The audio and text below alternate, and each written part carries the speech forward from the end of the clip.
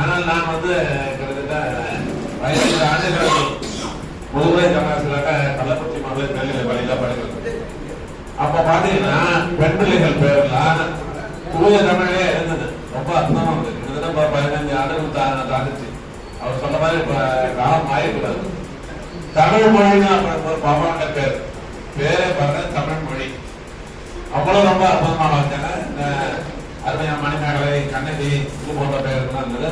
இப்ப எங்க வீட்டுல பிள்ளைகளுடைய பேர்லாம் பாத்தீங்கன்னா இசையம்மது, யாழினி, தொல்காப்பியன், அம்பிகாவதி என்றெல்லாம் எங்களுடைய பிள்ளைகளுடைய பேர்லாம் நாங்கள் ஒவ்வொருத்தரும் அதை வைக்க வேண்டும்.